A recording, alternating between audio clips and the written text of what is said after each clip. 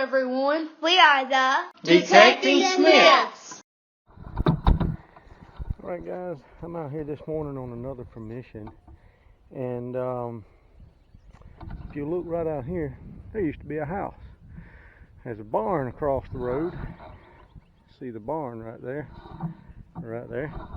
That barn used to be directly across the road from the house. Now the house that was out here, it burned, we know, in 1947 or around 1947. The house belonged to the grandparents of the landowner here, and once the house burned, then they moved across the road, and once they moved across the road, they rebuilt, and then this became farmland. So it's been disked and farmed for many years after that. So, and right now it's in a cow pasture. So we out here swinging. I'm gonna start going down the fence row, work my way back and forth, turn working out here, and see what I can find. I'll see you guys at the first good signal right after I answer my phone. All right, peoples. Third signal of the hunt, right down in here. I got an 82-83 signal. Oh, I dinged it too. I think I may have did that with my hand digger. Oh, I just broke it then. Broke the tongue out of it. That's one of the old, I know that's horse tack. That come off of a bridle or something. And I just broke it. But, it's old. Maybe there'll be some good stuff here. First signal was a 22 Hornet shell and shell casing. And second signal was a pull tab. Of course, I'm right out here close to the roadway. So, all right, we'll see you guys at the next. All right. I got my buddy Al out here with me. Got his two boys out here. One of them just showed up. We just turned him into a backhoe. So right down in here, I got I think a 80 to 83 signal right down in this hole. And whenever I pulled it out, oh whoosh, this buckle come out. This looks like an old belt buckle. Yeah, it's got the little round thing right here. Oh, it's gonna rotate too. Got a belt buckle. All right, we'll see you guys at the next. All right, guys, I'm in a shadow here. I just wanted to show you guys. Mr. Al got a signal here. I don't know what was the signal reading, the numbers. It was up around 60 to 40. All right, so right down in there, you see that hole. To get my big coconut out of the way, there was a bolt in there. Well, after we pulled the bolt out, Mr. Al checked the hole again, and down below the bolt, he got another signal, and he pulled that out, and look right here. Here's the bolt that was in there next to this. Got another reading. And this, it was a San Francisco mint mark on it.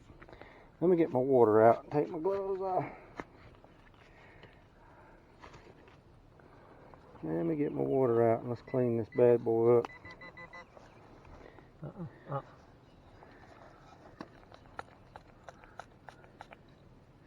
See if we can get a date off of it. Mr. Al has scored the first coin. It is a 1943. And this house burned in 1947, so that makes a lot of sense. Fine, folks. Right here I got a 55-56 signal on the AT Pro. Mr. Al's using the my Simplex. His son and daughter right now are sharing the Ace 400. Right in here I got a 55-56 and flip the plug out, and look at that. That's an old key. It says Miller. It's got a number on it. I don't know what it says on the back, but we will clean this thing up and I'll put you a picture in here so you can see it. That is pretty cool. See you guys at the next. This key was made by J. Walter Miller Company, which was founded in 1887. In 1904, they began making padlocks and keys. In the 1920s, they were approached by Johnson Auto Lock Company to begin making keys for their locks. Johnson Auto Lock Company made the first cable-type locks that were used to secure spare tires on the sides of the early model vehicles such as the Model Ts. Alright.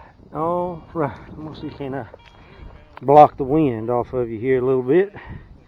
I got a slamming 77, 78 signal right down in here. Great wheat penny signal, man. I got all excited about it, and it wasn't but a couple inches deep. Flipped it out, and right in here in this plug, I was able to rake this out. Looks like an aluminum button. A 4-hole aluminum button. How cool is that? Alright. It's hot, but all this heat is paying off. Look what I have found. I got an 80, I think it was an 80, 81, and 82 signal right here. And I popped this plug out. It was in the plug. It wasn't but just a few inches deep. But look at here. Oh, I can see her. Looks like we got ourselves a barber. Let me see if I can spray this thing off here.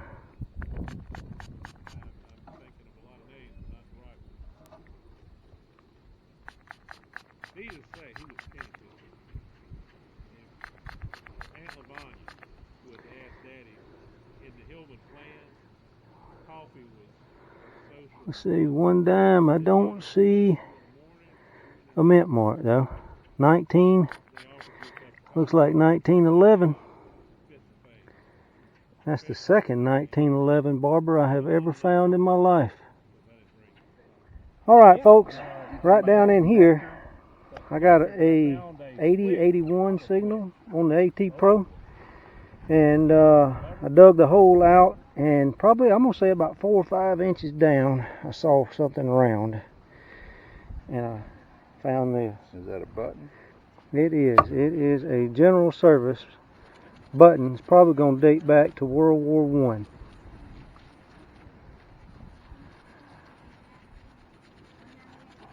You can see the eagle right there. It's a U.S. Army button. And you see the world with all the stars around it at the top. They started that around World War II or World War I, right after right before World War I, really. And hopefully on the back here there'll be some writing. Maybe some writing on the back of it that'll have the name or the maker of the button, and that we'll be able to look that up and know a little bit more about when the button was made, if we can get it. But it's the shank's there, but it's just in bad shape.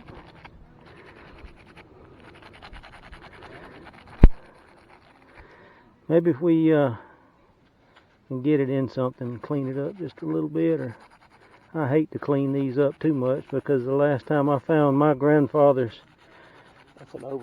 button, I cleaned it and I felt like I ruined it, but it probably come down like a train. But it's definitely a two-piece general service. I can't see nothing about the name on the back of it, but maybe we can clean it up a little bit later.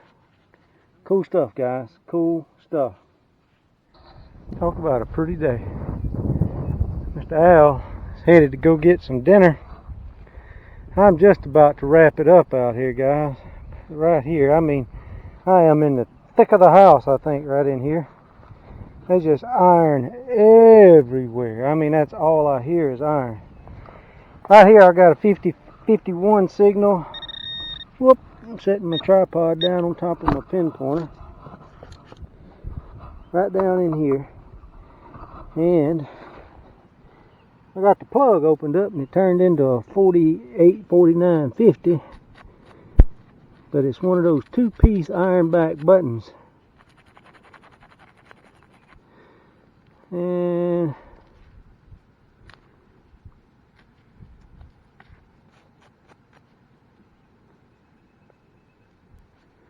is that a Panama something? It's got a lot of rust on this front side of it. I don't know if I'll be able to clean it off. But if I'm able to clean this off, I will give you guys a picture of it. But it looks like Panama or something. Alright guys, we are done there for the day. And had a good time.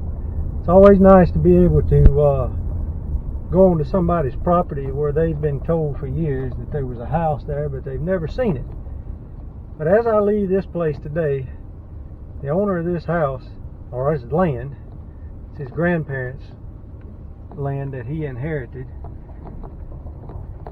He's able to now hold some things in his hand that may have belonged to his grandparents, that were out there in that field, that he may have never held in his hands before, had it not been for a metal detector.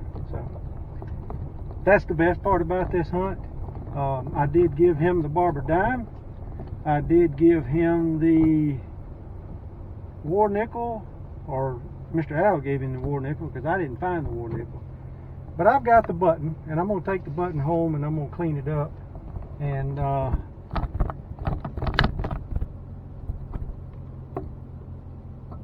going to bring that button back to him in a protective case so he'll have it for the rest of his life. So with that being said, JJ out, fixing to go in Mr. Al's house here and chow down on a hamburger steak. I'll see you guys in our next video.